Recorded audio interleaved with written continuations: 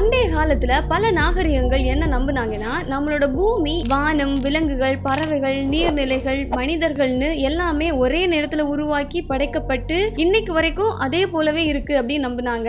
இத விஞ்ஞானிகள் தெளிவான முறையில பிரேக் பண்ணாங்க. எப்படின்னா, பூமியோட மேற்பரப்புல செடிமெண்டரி லேயர்ஸ் இருக்கும். அதாவது விலங்குகளோட எலும்புகள், தாவரங்களோட படிவங்கள், சேறுகள், மண் இதெல்லாமே சேர்ந்து செடிமெண்ட்ஸா ஒவ்வொரு காலத்துக்கு ஏத்த மாதிரி ஒவ்வொரு அடுக்கு உருவாகும். இதுல கீழே இருக்கக்கூடிய அடுக்குகள் ரொம்பவே பழமையானதாட்டும், மேலே இருக்கக்கூடிய அடுக்குகள் புதுமையானதாட்டும் இருக்கும். இப்படி இந்த அடுக்குகள்ல பல ஆய்வுகளை பண்ணும்போது தான் ஆராய்ச்சியாளர்களுக்கு என்ன தெரியுதுன்னா, மனிதன் வாழ்றதுக்கு முன்னாடியே ஏர்லி ஹியூமன்ஸ் வாழ்ந்திருக்காங்க அப்படின்னும், அதுக்கு முன்னாடியே டைனோசரஸ்கள் வாழ்ந்திருக்கு அப்படிங்கிறதும், அதுக்கு முன்னாடி ஆர்கியோபெட்ரக்ஸ் வாழ்ந்திருக்கு அப்படின்னும், அதுக்கு முன்னாடி கிட்டத்தட்ட 3.5 பில்லியன் வருஷத்துக்கு முன்னாடியே வாழ்ந்த சைனோபாக்டீரியாவோட ஃபாசில்ஸ் புதைபடிவங்கள் கூட கிடைச்சிருக்கு. பட் ஒரே நேரத்தில் இதெல்லாத்தையுமே உருவாக்கியிருந்தாங்கன்னா, இந்த உயிரினங்களோட ஃபாசில்ஸ் எல்லாமே ஒரே செடிமெண்டரி லேயரில் தான் இருக்கணும். ஆனால் இது வெவ்வேறு லேயர்ஸ்லேருந்து கிடச்சதுனால ஒவ்வொன்றுமே காலப்போக்கில் சூழ்நிலைக்கு ஏற்ற மாதிரி எவல்யூஷன் ஆகியிருக்கு அப்படிங்கிறத விஞ்ஞானிகள் நிரூபிக்கிறாங்க. சரி, இப்போ காலப்போக்கில் சூழ்நிலைக்கு ஏற்ற மாதிரி எல்லாமே மாறி இருக்கு இல்லையா?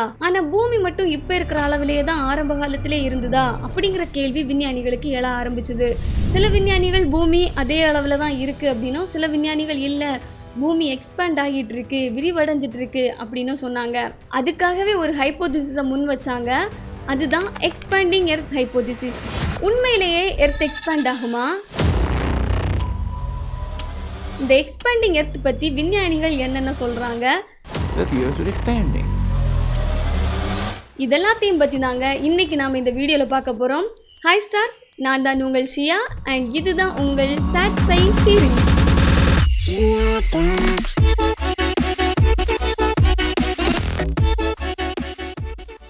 நம்மளோட பூமியில் இருக்கக்கூடிய மலைகள், பள்ளத்தாக்குகள், கடல்கள், நிலப்பரப்புகள் இதெல்லாம் எப்படி உருவாகுது, இதுக்கு காரணம் என்ன அப்படின்னு பல நூற்றாண்டுகளா பல விஞ்ஞானிகள் ஆராய்ந்துட்டு வந்திருக்காங்க. இப்படி இருந்துட்டு இருந்த சமயத்துல தான் 1800களில் ஜியாலஜிஸ்ட் என்ன நம்பினாங்கன்னா, பூமி இப்போ வெப்பமா இருக்கு. 19th செஞ்சுரி எண்ட், அதாவது 1890களில் எல்லாம் வரும்போது பூமியோட வெப்பம் குறைஞ்சி குளிரும். அந்த சமயத்துல பூமியோட மேற்பரப்பு சுருங்கி மலைகள் உருவாகும் அப்படின்னு நம்பினாங்க. அண்ட் இதைத்தான் கான்ட்ராக்டிங் எர்த் தியரின்னு சொன்னாங்க. எளிமையா சொல்லணும்னா, ஒரு கிரேப் இருக்குன்னு வச்சுக்கோங்களேன். அது ட்ரை ஆகும் போது அதோட மேற்பரப்பு வந்து சுருங்கும். அது பார்க்கறதுக்கு மேடு பள்ளம் இருக்கிறது மாதிரி இருக்கும். அதே மாதிரி தான் பூமி சுருங்கி விரியும் போது தான் மலைகள், நிலப்பரப்புகள், பள்ளத்தாக்குகள் இதெல்லாம் உருவாகுது அப்படின்னு நினைச்சாங்க. அப்புறமா 1831 சார்லஸ் டார்வின் அவங்க HMS பீகல் கப்பல்ல டிராவல் பண்ணிட்டு இருக்கும்போது சவுத் அமெரிக்கால படகோனியா அப்படிங்கிற இடத்துக்கு வந்து போறாங்க. அங்க போனப்போ அவர் வந்து கடற்கரையில இருந்த உயரமான நிலங்கள், படிக்கட்டு மாதிரி இருக்கக்கூடிய சமவெளிகள் இதெல்லாத்தையுமே பார்த்து, ஒரு காலத்துல இந்த இடம் எல்லாமே கடல் மட்டத்துல இருந்த நிலம், காலப்போக்கில் இதெல்லாமே உயர்த்தப்பட்டிருக்கு, அதாவது அப்லிஃப்ட் ஆகியிருக்கு அப்படின்னு சொன்னார். அதே மாதிரி பூமியோட மேற்பரப்பு வளைஞ்சி விரிவடைகிறதுனால தான் நிலப்பரப்பு உருவாகுது அப்படின்னு நினச்சாங்க. ஆனால் போக போக தான் பல ஆய்வுகளை பண்ணி பார்க்கும்போது தான் தன்னுடைய கருத்து தவறாக இருக்குமோ அப்படின்னு நினச்சி அதை வந்து கைவிட்டுடுறாரு. இப்படி பல பேருக்கு புரியாத ஒரு புதிராகவே பூமியோட நிலப்பரப்பு இருந்துட்டு இருந்துச்சு. இந்த சமயத்துல தான் ஐவன் ஓசிபோவிச் யார்காவ்ஸ்கி அப்படிங்கிறவர் மலைகள், நிலப்பரப்புகள் இதெல்லாம் உருவாவதுக்கும் அதில் மாற்றம் ஏற்படுறதுக்கும் முக்கிய காரணம் பூமி விரிவடைகிறது தான் அப்படின்னு பிலீவ் பண்ணுறாரு. அதுக்கு அவர் விளக்கமும் கொடுத்தாரு. எப்படின்னா, இன்னைக்கு நம்ம பூமியை தாண்டி விண்வெளி, ஸ்பேஸ் இருக்கு இல்லையா, அது எப்படி இருக்கும்? வெற்றிடமாக தான் இருக்கும். ஆனால் அவர் என்ன யோசிச்சாருன்னா, அந்த வெற்றிடத்தில் ஒரு வித ஈதர் இருக்கு, அதை பூமி உறிஞ்சுது. அந்த ஈதர் பூமிக்குள்ளே போனதும் பூமியில் இருக்க வெப்பத்தோடு கெமிக்கல் ரியாக்ட் ஆகி புதிய தனிமங்களாக மாறுது. இதனால பூமி எக்ஸ்பேண்ட் ஆகுது அப்படின்னு அவர் வந்து பிலீவ் பண்ணுறாரு. கூடவே பூமியோட நிலப்பரப்பு, கடல் பரப்பு இதெல்லாமே அதிகரிக்கிறதுக்கு இந்த ஈதர் தான் காரணம் அப்படின்னு நினைச்சாரு.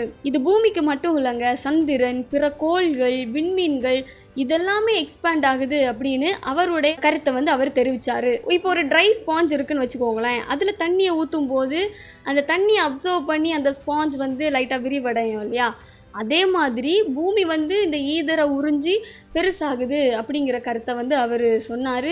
இது அந்த டைமில் ஒரு மிகப்பெரிய எக்ஸ்ட்ரீம் ஹைப்போதிசிஸாக இருந்துச்சு. பட் அந்த காலத்தில் ஒரு விஷயத்தில் மட்டும் ரொம்பவே ஸ்ட்ராங்காக இருந்தாங்க. இப்போ நம்ம பார்க்குறோம் இல்லையா, 7 கண்டங்கள். இந்த 7 கண்டங்களும் ஒரே இடத்துல தான் இருக்குது. அப்போதுலேருந்து இப்போ வரைக்குமே இந்த 7 கண்டங்களும் இப்படியே தான் இருக்குது அப்படின்னு நம்பிட்டு இருந்திருக்காங்க. கண்டங்கள் மூவ் ஆகலை, மூவ் ஆகாது அப்படிங்கிறதுல ரொம்பவே ஸ்ட்ராங்காக இருந்திருக்காங்க. பட் சாமுவல் வாரன் கேரி அப்படிங்கிற ஜியாலஜிஸ்ட் என்ன பண்ணுறாருன்னா, ஒரு பெரிய சைஸில் இருக்கக்கூடிய எர்த் மாடலை எடுத்து அதில் கண்டங்களை வெட்டி ஒட்ட ட்ரை பண்ணுறாரு. அப்படி அவர் அந்த பெரிய எர்த் மாடலில் வந்து கண்டங்களை வெட்டி ஒட்டும் போது அது அவருக்கு கரெக்டாக ஜாயிண்ட் ஆகலை. ஸோ என்ன பண்ணுறாருன்னா, ஒரு சின்ன சைஸில் இருக்கக்கூடிய எர்த் மாடலை எடுத்து இந்த ஆல்ரெடி கட் பண்ணி வச்சுருந்தார் இல்லையா, அந்த கண்டங்களை எடுத்து இதில் பேஸ்ட் பண்ணும்போது ஒட்டும்போது அந்த கண்டங்கள் எல்லாமே சரியாக ஜாயிண்ட் ஆகியிருக்கான். ஸோ அப்போ அவர் வந்து ஒரு கருத்தை வந்து முன் வைக்கிறாரு. பூமியோட சைஸ் வந்து அதிகரித்ததுனால தான் கண்டங்களே நகர்ந்துருக்கு அப்படிங்கிற கருத்தை முன்வைக்கிறாரு. பூமி சின்ன சைஸில் இருந்துச்சு அப்படின்னா கண்டங்களும் ஒரே கண்டமாக தான் இருந்திருக்கும், கண்டங்கள் நகர்ந்திருக்காது அப்படிங்கிற கருத்தை வந்து முன்வைக்கிறாரு. சிறியதாக இருந்த பூமி பெருசாகுதுன்னு கண்டங்கள் நகருது அப்படிங்கிறதையும் தான் தான் புதுசாக கண்டுபிடிச்சேன் அப்படின்னு நினைச்சாரு. ஆனால் இந்த மாதிரிப்பட்ட கருத்துக்களை ஆல்ரெடி நிறைய பேர் பேசியிருக்காங்க. அதுலேயும் முக்கியமாக சொல்ல போனால் ஓட் கிறிஸ்டோப் அப்படிங்கிறவர் இதே கருத்தை ஓம் வான்சென்டர் ஏர்பால் அப்படிங்கிற புக்கில் எழுதி இதை வந்து மென்ஷன் பண்ணியிருக்காரு. பட் அதுக்கும் முன்னாடி ராபர்ட்டோ மாண்டோவனி இதே கருத்தை சொல்லியிருக்காரு. ஆனால் அவர் கண்டங்கள் நகர்றதுக்கு காரணத்தை மென்ஷன் பண்ணியிருந்தாரு. என்ன காரணம் சொல்லியிருந்தாருன்னா, தெர்மல் எக்ஸ்பான்ஷன் காரணமாக தான் கண்டங்கள் நகருது அப்படிங்கிறத சொல்லியிருப்பாரு. அதாவது பூமியோட உட்பகுதி மேண்டில் பகுதி இருக்கு இல்லையா, அதுவே அதீத ஹீட்னால எக்ஸ்பேண்ட் ஆகி வெளியில் இருக்கக்கூடிய மேற்பரப்பு மேலே எக்ஸ்பேண்ட் ஆகுது. ஸோ பூமி பெருசாகுது, கண்டங்களும் நகருது அப்படிங்கிற கருத்தை அவர் வந்து முன் வச்சாரு. அப்போ 1930களில் எல்லாம் கண்டங்கள் நகருமா, வாய்ப்பே இல்லை அப்படின்னு சொல்லி அதை நிராகரிச்சாங்க. அப்புறமா ஆல்ஃப்ரெட் வீக்னர் அப்படிங்கிறவர் பல்வேறு இடங்கள்ல இருந்து கிடைச்ச ஃபாசில்ஸ் எல்லாத்தையும் வச்சு கண்டங்கள் எல்லாமே ஒரு காலத்தில் ஒன்றா தான் இருந்திருக்கு, அதுக்கப்புறமா தான் வந்து பிரிஞ்சிருக்கு அப்படிங்கிறதுல ரொம்பவே ஸ்ட்ராங்காக இருந்து அதை வந்து நிரூபிக்கிறாரு. பட் எதனால கண்டங்கள் நகருது அப்படிங்கிறதுக்கான விளக்கத்தை அவரால் கொடுக்க முடியலை. இப்படி பல பேர் பல விதமாக ஒரு வித ஈதர பூமி உறிஞ்சுறதுனால தான் எர்த்து விரிவடையுது அப்படின்னும், தெர்மல் எக்ஸ்பான்ஷன் காரணமாக பூமி விரிவடையுது அப்படின்னும், பல்வேறு விதமாக பூமி விரிவடையுது அப்படிங்கிறத சொல்லிட்டு இருந்திருக்காங்க. இதெல்லாத்துக்குமே சொல்யூஷன் கொடுக்கணும் அப்படின்னா முதல்ல ஓஷன் ஃப்ளோர், அதாவது கடல் தளத்தை பற்றி தெரிஞ்சுக்கணும் அப்படின்னு சொல்லிட்டு பல விஞ்ஞானிகள் ஓஷன் ஃப்ளோரை பற்றி ஆய்வு பண்ண ஆரம்பிச்சிருக்காங்க. அதோட ஆழத்தை கணக்கிட எக்கோ சவுண்டிங்ஸ் கருவிகளை பயன்படுத்தியிருக்காங்க. எப்படி இந்த கருவிகளை வச்சு கடலோட ஆழத்தை கணக்கிட்டாங்கன்னா, இப்போ ஒரு சவுண்டை கடலுக்குள்ளாடி அனுப்புகிறாங்கன்னா அது சீ ஃப்ளோரை அடைஞ்சி ரீச் ஆகி அதுக்கப்புறம் அது ரிட்டன் வர்ற டைமை வந்து கால்குலேட் பண்ணுவாங்க. ஃபார் எக்ஸாம்பிளுக்கு ஒரு சவுண்டை வந்து கடலுக்குள்ளாடி அனுப்பி அது வெறும் 2 செகண்டில் வந்துட்டு திருப்பி வந்துடுச்சு அப்படின்னா அந்த கடலுடைய ஆழம் வந்து 1500 மீட்டர். இந்த மாதிரி பல கால்குலேஷன்ஸ் எல்லாம் போட்டு அமெரிக்காவில் உள்ள ஜியாலஜிஸ்ட் 3 பேர், ப்ரூஸ் ஈசன், மரைன் தாஃப், மௌரிஸ் ஈவிங், இவங்க எல்லாருமே முதல் முறையாக கடலுக்கு அடியில் இருக்கக்கூடிய நிலத்தோட வரைபடத்தை பப்ளிஷ் பண்ணுறாங்க. அப்போ அவங்க பார்த்ததுலேயே ரொம்ப வித்தியாசமாக இருந்தது என்னன்னா மிட் ஓஷன் ரிட்ஜ் தான். மிட் ஓஷன் ரிட்ஜ்னா வேற ஒன்றும் இல்லைங்க, இது வந்து கடலுக்கு அடியில் இருக்கக்கூடிய மலைத்தொடர். ஹீசன் என்ன சொல்கிறாருன்னா, ஆப்பிரிக்காவும் சவுத் அமெரிக்காவும் ஒன்றா தான் இருந்திருக்கு, பட் 2 கண்டங்களுக்கு இடையிலையும் பிளவு ஏற்பட்டிருக்கு. அந்த பிளவுல இருந்து லாவா வெளியே வந்து அட்லாண்டிக் பெருங்கடலை உருவாக்கியிருக்கு.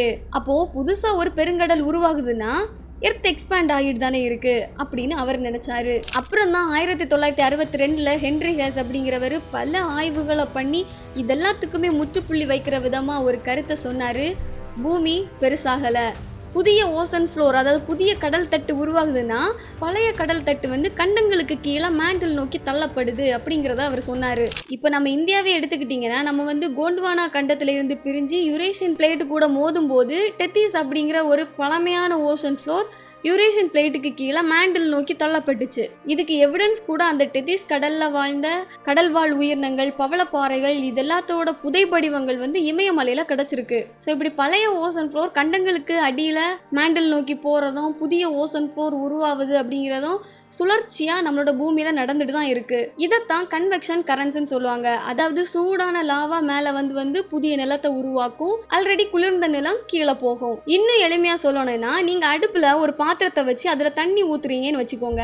அடுப்புல இருந்து வர்ற வெப்பத்தினால கீழே இருக்கக்கூடிய தண்ணி எல்லாம் என்ன ஆகும், உடனே சூடாகும். அப்ப சூடான தண்ணி லகுவா இருக்கிறதுனால அந்த சூடான தண்ணி மேல வரும். மேல இருந்த குளிர்ந்த தண்ணி என்ன ஆகும், கீழே போகும், அடியில வரும் திருப்பியும்.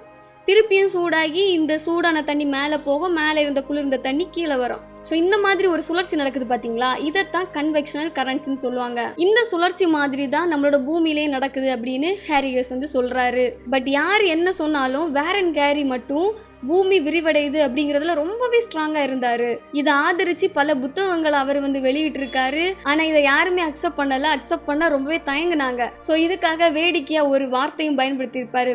கங்காருவுக்கு தாவுதல் அப்படிங்கிறது சுலபம், இயற்கையானது. அதே மாதிரி தான் யாரு எக்ஸ்பேண்டிங் எர்த்தை ஏற்க தயங்கினாலும் எனக்கு அதை ஏற்கிறதுல பயம் இல்லை, நான் அதை சுலபமாக ஏற்றுப்பேன் அப்படின்னு நகைச்சுவையா வேடிக்கையா சொல்லியிருப்பாரு. கடைசியா நிறைய பேர் பல ஹைப்போதிசிஸை முன் வச்சாங்க இல்லையா. ஒரு பலூன் ஊதணும்னா கூட காற்று தேவை, அப்போதான் அது வந்து விரிவடையும். ஆனா இங்க பூமி விரிவடைகிறதுக்கு என்ன எனர்ஜினால விரிவடையுது அப்படிங்கிறதுக்கு தெளிவான விளக்கம் இல்லை. அப்புறமா கண்டங்கள் நகருது அப்படின்னு சொன்னாங்க, அது ஓகே. ஆனா எதனால கண்டங்கள் நகருது அப்படிங்கிறதுக்கு தெளிவான விளக்கம் இல்லை. மாடர்ன் டேஸ்ல அதுக்குமே விளக்கம் கொடுத்துட்டாங்க. பூமியோட மேற்பரப்புல பல டெக்டானிக் பிளேட்ஸ் இருக்கு. அதில் பல கடல் தட்டுக்களும் இருக்குது, பல கண்ட தட்டுக்களும் இருக்குது. இந்த டெக்டானிக் பிளேட்ஸ் நகர்றதுனால தான் கண்டங்கள் பிளவுபட்டு நகரும். இதுக்கு முக்கிய காரணம் அந்த மேண்டில் பகுதியில் ஏற்படக்கூடிய கன்வெக்ஷன் கரண்ட்ஸ். முன்னாடியே சொன்னேன் இல்லையா, குளிர்ந்த நிலம் கீழே போகும், சூடான லாவா மேலே வந்து புதிய நிலங்களை உருவாக்கும்னு. இந்த சுழற்சி தொடர்ந்து நடந்துட்டு இருக்கிறதுனால தான் கண்டங்கள் நகருது அப்படிங்கிற தெளிவான விளக்கத்தையும் இப்போ வந்து கொடுத்துட்டாங்க. ஸோ ஃபைனலாக இதெல்லாத்தையுமே வச்சு இதுக்கான எந்த ஒரு தெளிவான விளக்கமும் ஆதாரமும் இல்லாததுனால எர்த் எக்ஸ்பேண்ட் ஆகுறது அப்படிங்கிறது சூடோ சயின்ஸாக கன்சிடர் பண்ணி டீபக் பண்ணியிருக்காங்க விஞ்ஞானிகள். இந்த ஒரு வீடியோ பிடிச்சிருந்துச்சு அப்படின்னா லைக் பண்ணுங்க. இன்னும் இந்த மாதிரி இன்ட்ரெஸ்டிங்கான வீடியோஸ் பார்க்க ஷியர் டாக் சேனலை சப்ஸ்கிரைப் பண்ணி சப்போர்ட் பண்ணுங்க. இன்னொரு வீடியோவில் பார்க்கலாம். தேங்க்ஸ் ஃபார் வாட்சிங்.